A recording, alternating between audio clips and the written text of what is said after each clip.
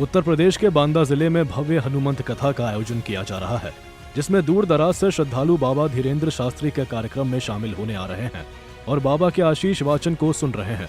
आपको बता दें कि शुक्रवार को बागेश्वर धाम के बाबा धीरेन्द्र शास्त्री हनुमंत कथा कार्यक्रम में शामिल हुए, जहां उन्होंने कार्यक्रम को संबोधित किया।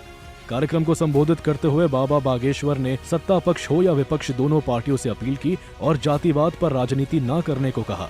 साथ ही सरकार से बेरोजगारी और शिक्षा नीति में भी सुधार करने की अपील की। देश में जातिवादी न फैलाकर देश के नेता चाहे पक्ष के हों या विपक्ष के हों, वो देश के बारे में भी सोचें, युवाओं के रोजगार के बारे में भी सोचें। इस देश में बहुत हो गया, पुरानी वही घिसी पिटी बातें। अब एक काम होना चाहिए, पक्ष और विपक्ष दोनों मिलकर इस देश की बेरोजगारी बंद करवावें। ये सबसे बड़ा देश का मुद्दा है। लेकिन विचित्र बात यह है, इस देश में दारू सस्ती है, दवा महंगी है। इस देश में शिक्षा इतनी कठिन है, हम तो कहेंगे सरकारी टीचर में, स्कूलों में क्या हालत है। नेताओं के बच्चे जब पढ़ेंगे तब इन्हें पता लगेगा। और हम एक बात कहना चाहेंगे, हर नेता को सरकारी स्कूल में बच्चों को पढ़ाना अनिवार्य कर देना चाहिए और हर टीचर के बच्चे उसी स्कूल में पढ़ें जिस स्कूल में वो टीचर हो। शिक्षा में भी सुधार होगा और उनके बच्चों में भी सुधार होगा। उनके बच्चे तो पढ़ते भैया हॉस्टल में, अपने बाड़े सरकारी में खिचड़ी खा खा के मरे जा रहे हैं और अपने खिचड़ी खा के खिचड़ी वाले बन पा रहे हैं और उनके बारे से चाउमीन पिज्जा बर्गर वाले बनते।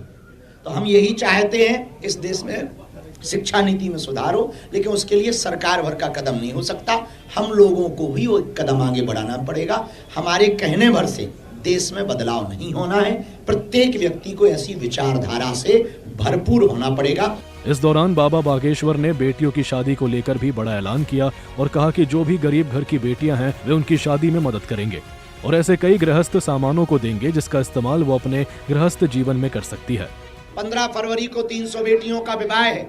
आपके भी जिले में कोई माता पितृहीन बेटी हो जो आर्थिक तंगी से जूझ रही हो, हम आपके द्वारा कहना चाहेंगे उसका घर भर परिवार वाले या गांव वाले या जिला वाले देख लें। उस बेटी को double bed, sofa, LED TV, पायल, बिछिया, सोने की नाक की कील, Bal Mukund ji, kitchen set, gas, चूल्हा, सिलेंडर, सिलाई मशीन, प्रेस, मिक्सी और एक 30-30 हजार की एफडी विपत्ति के लिए उस बच्ची को दी जाएगी।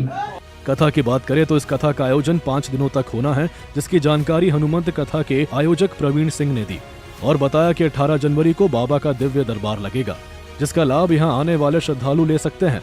हनुमंत कथा एवं दिव्य दरबार का आयोजन होने जा रहा है, जो कि 5 दिन का प्रोग्राम है।